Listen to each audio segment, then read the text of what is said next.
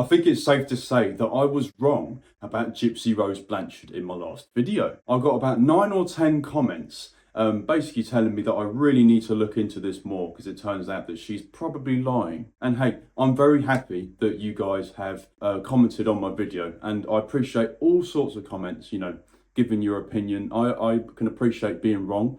Like I said, I'm basically learning about this in real time. I don't know anything about this case, so I'm sort of learning along the way. So the more information that you guys leave in the comment section, the better. I just also want to say that I'm not holding a microphone, and it's because my microphone is being a dick and doesn't want to cooperate with me. So I'm just going to use normal audio from my phone.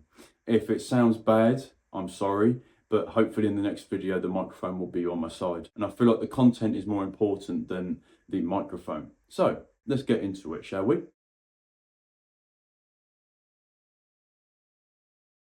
So in the last video, I covered Gypsy Rose's story about how she had been allegedly abused by her mother, Dee Dee. This time I'm going to do the opposite. I'm going to cover Gypsy Rose's lies, manipulation, and contradictions, how Gypsy Rose is not just a victim, but also a villain in her own right. So the first major quarrel that I have is that Gypsy massively exaggerated the amount of surgeries that Dee Dee forced upon her. She claimed that there were over 30 plus surgeries that had been forced upon her, but evidence and medical records actually show far fewer procedures. She even claimed to have chemotherapy, cancer treatment, and bifocals by aged 14 years old, despite there being no evidence that she had ever gone through chemotherapy. I don't know what she was thinking by saying this, because surely it would be very, very easy for people to find out this. You know what I mean? It's pretty easy to prove whether you have or you haven't. So, I mean, to be honest, chances are Dee Dee was probably abusive and manipulative in a way, because she, you know, her daughter's like that, and she must have got that from somewhere. And according to Gypsy, she controlled her every single move. She wouldn't let her talk to others without her supervision. However, in Gypsy's book, she said that she was able to have a conversation with her neighbour about Christian dating sites. She said this was the case in her book. However, in an interview, Gypsy said that she learned about Christian dating sites from a TV commercial, which literally contradicts what she says in her own book. Did you also know that Gypsy tried to encourage another man, someone she met online as well as Godejohn, into killing her mother? According to Gypsy, she asked the man for help, but he either backed out or never followed through, apparently leaving Gypsy stuck in her abusive situation. Let's talk about the manipulation, shall we?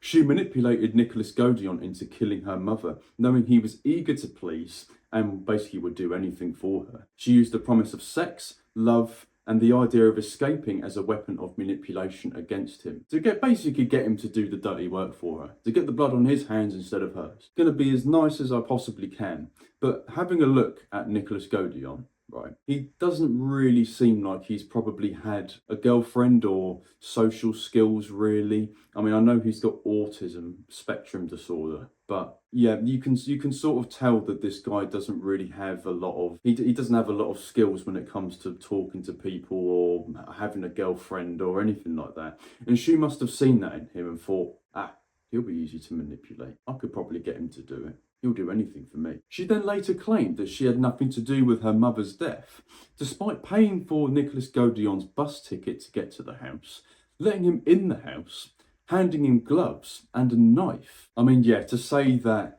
you had nothing to do with your own mother's death when you're actually letting the guy who murdered her into your house and handing him the weapon doesn't sound very realistic, does it? She then apparently went into another room and had her hands over her ears, just so she didn't have to hear it happen. And if you didn't think that that was weird enough, she apparently, her and Nick, after he had killed her mum, went into the next room for a shag. Very dark shit there. She claimed that murdering her mother was basically the only way that she felt that she could be free of her. But this just simply isn't true. She could have ran away. She could have even ran away at charity events, Disney trips, or even while she slept, but she chose not to. After the two had fled from the scene, she went on a trip with Godejohn, apparently eating at restaurants and appearing celebratory in photos. She made a post on Facebook, and I quote, "That bitch is dead." Now, to say that you don't have anything to do with it saying that bitch is dead doesn't make you sound very good, does it? Then, she later claimed in her book that Nick had sexually assaulted her. However, when asked during her interrogation and also in court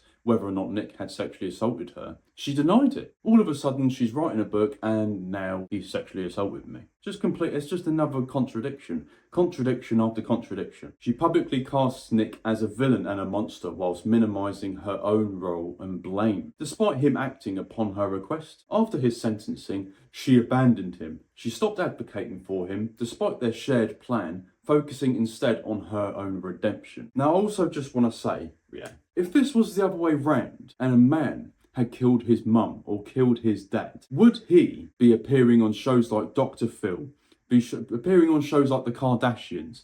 Would there be a documentary or multiple documentaries made about him, casting him in a light of, oh, yes, he did a bad thing, but he's still a victim and we need to feel sorry for him? Would we fuck? If he was a bloke, there is no way in hell that he would be treated the same way as this woman is being treated. And that is wrong, because it's still murder. It doesn't matter if you're a man or a woman. If you're a murderer, you're a murderer, right? You shouldn't be treated like a celebrity. Gypsy also claimed that she never really knew her real age. However, when asked about traumatic events, she was able to cite exactly how old she was when it happened. Again, another contradiction. I'm not saying she's lying, but it doesn't look good, does it? During her incarceration in prison, Gypsy said that she was denied mental health services. However, a fellow inmate denied this. They said that mental health services were available, but Gypsy simply never requested it. Gypsy has publicly stated before that she didn't feel any remorse for what she did until years later. However, in some interviews, she would show selective remorse, basically when it benefited her, when it was convenient. Basically, whenever it made her look good, she would pretend to sympathise. She often paints herself as a helpless victim of abuse who was desperate to be normal. Yet evidence shows she had significant control in orchestrating her own mother's murder. She exploits the victim narrative for fame. Basically, she leverages her abuse story into documentaries, memoirs, and reality TV shows. She manipulates the media and people in general by exploiting the victim narrative so that she can feel the murder that she did was justified. She claims to seek a quiet life, and to just be normal. Yet she'll go on TV shows, she'll have documentaries made about her, and she'll also post to her TikTok talking about her abuse story, which is the complete opposite of what someone who wants a quiet life would do, isn't it? Just again, contradiction after contradiction. Going on Dr. Phil, going on the Kardashians. That's not something you do when you want a quiet, normal life. And let's not get into the drama from her recent relationships, hopping from one marriage to another, the cheating rumours, and the love triangle between Ryan Anderson and Ken Urker made public, which feeds into the reality TV spectacle. She, allegedly, cheated on Nick Godejohn whilst they were talking on the Christian dating site. She was talking to other men despite being exclusive with Nick. She also allegedly cheated on Ken with Ryan while still entangled with emotional ties to Ken. And that's the thing, this is the issue that I have, right, with people who really feel sorry for her. And despite, no matter what wrong she does, it's fine because she was abused, right? I've met people like this in my life where because they think that because they've gone through bad things in their life, that automatically means that they are basically entitled to be a prick, to treat other people like shit because they've gone through bad stuff. So you need to just let them get away with whatever they want because they're a victim of something. That's not the way the world works, I'm afraid. Fact of the matter is, everyone has gone through bad things in their life. It's all subjective. Everyone's gone through bad things. It doesn't mean that you have the right to treat people like shit. Cheat on them, abuse them, do whatever. And we see a lot of this in society nowadays, where people think, oh, I'm a victim of this, so therefore I'm allowed to do whatever I want. And if you say anything about it, then you're horrible and you're neglectful of my abuse story. Shut your fucking mouth. You know you're talking bollocks. Okay, so let's get into the moral grey areas of this case. Even if she was being abused, she never even tried to confront Dee Dee or warn her before she ended up murdering her. There could have been plenty of times where she could have stood up for herself to Dee Dee if she was being a really abusive person, but she didn't. And after the crime, she seemed to be enjoying life, seen giggling with Godejohn post-murder in leaked text messages. Because even if you had been abused by this person, for them to now have been murdered, it would shake you still. It doesn't matter how horrible they were, unless you're a bad person. Now, I'm not saying that Gypsy Rose isn't a bad person or is. I'm just saying, going out and enjoying your life and giggling and pretending like nothing has just happened when you know what's just happened is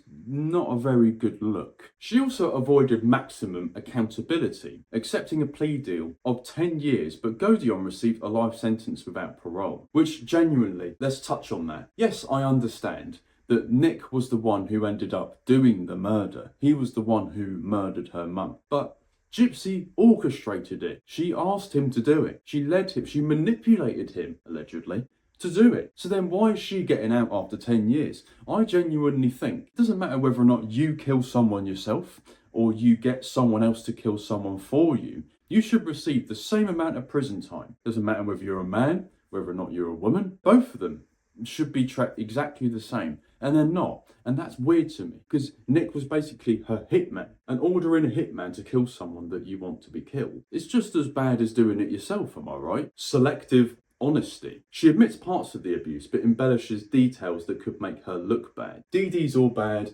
I'm all good. Since Gypsy Rose had turned 18 years old, she had signed all of her medical treatment herself, and she was 1 month shy of 24 since her mother died, which goes to show that if she was forced to undergo surgeries by Dee Dee, then why did she continue to do it on her own accord after she turned 18? Gypsy Rose likely has a condition called chromosome microdeletion, specifically microdeletion 1q21.1, which basically means that a very small piece of chromosome 1 is missing from each cell. Critics say that there is a resemblance between her facial appearance and others who have chromosomal microdeletion. And to be honest, looking at her face, not being horrible, right, before we don't even start, she does share a lot of facial characteristics with someone who has microdeletion. This is actually associated with a range of possible effects, including developmental delays, intellectual disabilities. This likely could have actually made some of the surgeries that she had not unnecessary. In fact, there's actually a high chance that a lot of the surgeries that she actually had were necessary. We simply do not know. So anyway, that is it for this part 2 of the Gypsy Rose case. And I just want to thank everyone in the comments section who actually let me know that I was basically talking a load of bollocks. And there's more to it. I appreciate it a lot. I'm very happy for anyone to leave a comment and tell me whether I'm wrong, whether I'm right. I'm open to being wrong or right. You know what I mean? And I'm also just learning about this as we go. I mean, I can't include all of this in one video because it'll be like 2 hours long. So why not break it up into parts? So anyway, final thoughts. There's a lot more to this than I previously thought. I think chances are, if we're going to think about everything that are, you know, all the contradictions that she has made, all the manipulation that she has done to people, the alleged lies that she's been caught up in, I genuinely think that Gypsy is probably not a great person. I mean, to have your mum murdered is not a very good telltale sign of a good person, let's be honest. The chances are her mum was probably manipulative and a little bit abusive in some way, because then otherwise how would you produce such a rotten egg in Gypsy Rose? You know, these people aren't just born bad. Things happen in their lives, and they're basically a product of their environment. I have no doubt that Dee Dee was probably not the greatest mum in the world, not the greatest person in the world. But one thing I do know for sure is that hurt people hurt people. It's a very common saying. And she was probably treated kind of badly by her mum. However, it does not mean that she was justified in murdering her own mum. And it also doesn't mean that now that she's dead and you've gotten out of prison after 8 years, it doesn't mean that all of a sudden you should be treated like a celebrity, like you're a good person, like you're a brave victim who got out on the other side. You're not. You're actually a murderer, right? You ordered someone else to kill your mum. You are a murderer. So why is she being treated like a celebrity? I don't understand. Because we all know full well, if it was the other way round and a man had done this, he wouldn't be, well, firstly, he wouldn't be let out of prison, let's be honest. But secondly, even if he did get let out of prison, he would not be, there wouldn't be like a small group of, or like a group of people basically worshipping him. No chance. And that's where this is unfair. We have to look at it from the other way around to see the real situation. Just because she's a woman doesn't mean that all of a sudden she's allowed to be let off murder. This is ridiculous. Because honestly, all of the drama that has gone on, even, this including the fucking murder of her own mum, including the drama in her recent relationships, like, you can tell that she's just, she's not the best egg in the nest, is she? And luckily, I think a lot of people are actually waking up to that. I think a lot of people see that she is not a golden egg, and I don't think she is either, not gonna lie. So anyway, thank you guys so much for letting me know that I was wrong. Thank you guys so much for watching this video. If you like this video, please leave a like and then leave a comment and tell me if I've got something wrong again, or tell me if I've got something right. Also, let me know in the comments if there's anything that you want me to look into related to this case or not. I appreciate it a lot. Thank you guys for watching, and I will see you all in the next one.